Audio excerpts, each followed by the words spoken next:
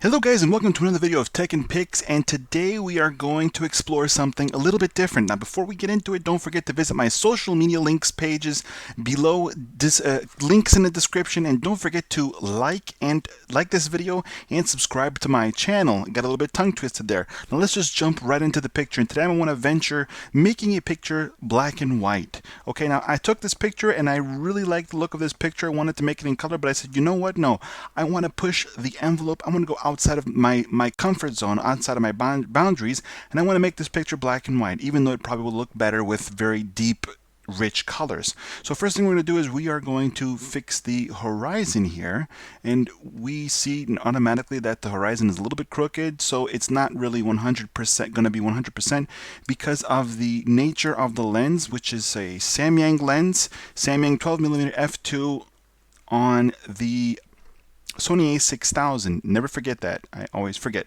So I've straightened out the horizon a little bit. There's a little bit of a distortion on the ends, but you don't even notice that. And before we even get into it, and because I don't want it to ever be a problem, do not forget to click on that remove chromatic aberration and pump up the amount to about 910. It looks, you won't notice it, but that's the way it should just be. So let's go up, and before we do anything, I don't use any of the preset filters that come on the side here, these black and white presets that are up here. Sometimes they look good, sometimes they look bad, but I'm not even going to mess with them. I'm going to create my own black and white. And this just goes to show that you can do the same yourself, and don't always rely on presets to give you the look that you want to achieve. Okay? Now with having said that, let us get to work. And the first thing I'm going to do is I'm going to turn down the vibrance all the way and the saturation all the way. So now the picture is completely in black and white.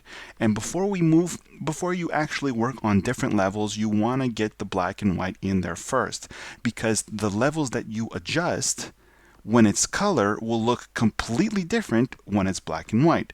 So now we can start to work on the levels. So one thing that you have to know about black and white pictures is that the contrast really has to be intense. It really has to be a very intense contrast, and it needs to be very overly dramatic a lot of times, and that's just the way I like it. And what we're going to do is we're going to work on the levels. Even if the picture will appear a little bit darker, we can then turn up the brightness slightly a little bit whenever we are done, but we will get to that in a second. So we are going to just mess with the levels a little bit, just until we get to something that we really like, and bring up really the contrast of this by raising up the clarity slider. And you can already start to see that it's starting to separate itself from, it's creating the layers that you so much need whenever you working with these kind of pictures. Now I wanted to bring out a little bit more of the clouds, but I'm just going to leave the clouds as it is to create that dramatic effect. So I'm not going to go in and modify the clouds, because what I would have done if this picture was color, I would have completely drawn in and selected the with the adjustment brush here, I would have completely colored in the sky, and then I would have made the sky more dramatic. But I'm going to leave it this time. I'm not going to touch that, and I'm just going to work on the picture that I have and whatever I have now on the picture. So we're just going to move the highlights a little bit. We're just going to work with it just a little bit, and we're going to give it that dramatic look.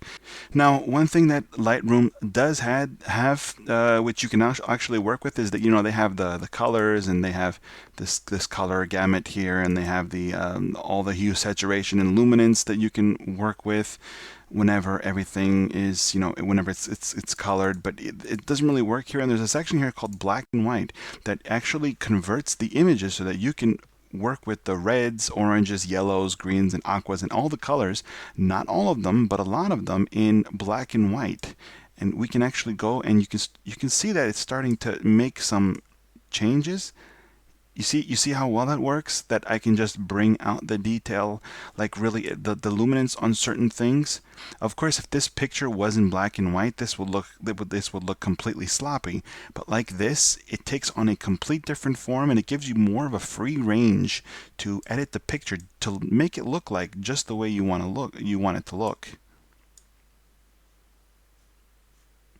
So I'm just gonna fix the Oh, that looks nice. That really brings out the darkness of the clouds. Okay, that means I can move up the shadows just a little bit more, just like that. That looks great. There's some colors here that have make like subtle changes, as you can see, and it's not always going to be the case of that it's going to look good or not. Pump up the clarity all the way. I don't, yeah, the tint. Oh wow, that actually does make a difference. The tint. That's really cool. I didn't even know that Lightroom did this because, as I said, I never usually mess with black and white pictures. I just keep everything on the level. So I'm not really a big fan of changing the colors all the time. But I'm just gonna. That looks great right there. That brings out the sky a little bit. I want to crop that a little bit because I think that actually it could do with a nice crop. Just a little bit, not too much. Bring that into the rule of thirds here. So either you put something there, you put something there, and you just give it. You sort of you're framing the shot in a certain way. I'll just use this as a subject. This whole item up here. I'm just gonna leave that right there. I think that will do, and that actually looks fantastic. You have plenty of detail, plenty of everything going on, and also the beauty about black and white pictures is a lot of times I see these old black and white pictures, and to get that really that extreme black and white effect, I'm sorry, you usually use a much higher ISO film when you're shooting film. So like now, for example, I'm using a 400 ISO film, black and white film from Kentmere, I think it's called, from Kentmere, and for sure at 400 ISO, the pictures are going to have some nice, healthy grain to it, and a lot of times grain is not bad. In this case, I want to sharpen the picture to make that grain, and also to sharpen the whole just the picture, and you can see that the grain just starts appearing here in the fine details. You see the grain in the sky, but it just makes the whole picture just really just sharpens it up a healthy bit, and it really keeps that nice, and that makes it really extreme. So what I want to do now is I'll just keep the sharp. I don't know, what does the masking do? Okay, the masking seems to okay. I don't want any noise reduction because I want to keep it nice and crisp and noisy, just to give it that old film look that it's really difficult to get nowadays in digital. And a lot of times people nowadays in digital, they say, I don't want any grain in my picture because they think it's horrible. But no, grain is not always a bad thing. There's even a section down here you can add extra grain to the picture if you really want to give it that film effect. But that doesn't really look that, I don't like that much because that's really a lot. But it really brings out nice detail. I mean, that actually looks really nice. Looks really detailed. You can also choose the size of the grain, so you can make it more thick, more strong. Of course, it completely it removes all the detail of the picture. So I'm just going to go down all the way to 0, and that really sharpens everything up. You have a little, okay, I'm going to keep a little bit of the grain. That's really not going to help. That's not going to kill anyone. The roughness, what does the roughness do? Now, as I tell you, this is the first time that I use this grain sliders, because I've never really added grain to my pictures at all before, because I've always just kept them, colored and try to keep them as clean as possible.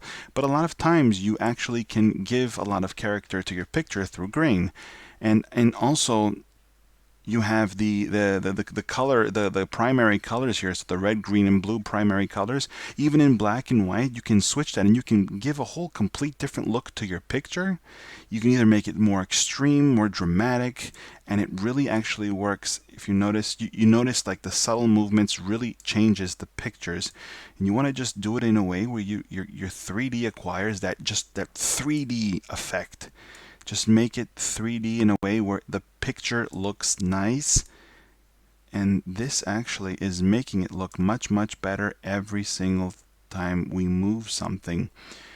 It really brings out the dramatic skies, and it separates everything. This is black, The ocean is a different color here. Everything is different here. You have a layer up here, a layer here, and a layer here on the sand, and just this is black and this is behind it. It makes some nice clear cut separation, which is always something that I love to look at whenever I modify my pictures. It really makes everything stand out. So you just try and you just lightly, not too much. I like this more in this direction. It gives it more of a contrasty. Maybe you can try and raise up the shadows just a little bit here, just to see what happens. That's really extreme. Make it a little bit brighter. It never hurt anyone. That actually looks really good. The contrast is really staggering. That looks fantastic. It really looks like a black and white film. Now, of course, if we compare it to the original picture, you can see that there is two completely different things. And we've given a much pronounced dramatic effect to the picture. It looks like it, and the good thing is that because there's also a lot of clouds in the sky in that very moment, it gives the whole picture look just dramatic. It just makes it completely dramatic, and that looks fantastic. And as you can see here from our histogram, the picture is perfectly exposed. I'm not 100% perfect, but this is pretty much what you want to see whenever you're taking a picture. Your histogram is really as centered as possible, where all the peaks are towards the center.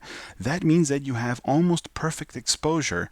And even though you clearly see in the picture here, you can clearly see the detail on, here, you can see that you can make out everything. The majority of the picture was originally overexposed, because most of what's in the picture is the sky, and it's really bright, and the sand is bright, and everything is bright, just to bring out the details. So this was shot at about f2, so this was wide open, and this lens does a fantastic job of shooting pictures wide open. Seriously, if you don't have this lens already, I highly suggest you buy this lens. It creates amazing pictures, and of course you can find links in the description below to this lens and to the Sony a6000, which is still a fantastic camera, guys. Really, buy this camera. So let's just go back to the original, to the modified picture, and here we have our modified picture. Now, do I want to risk everything and add a little bit of a vignetting around it? Let us see what that's going to look like. Of course, you can create the really extreme case and maybe raise up the feather a little bit. That's probably too much. Just a little bit. That looks great. That looks fantastic. It brings focus to more towards the center of the screen, and everything is properly lit and properly separated. A lot of cameras have actually an effect that you can switch what you're looking at to complete black and white. So you can actually frame your picture with the various levels in black and white directly on your camera.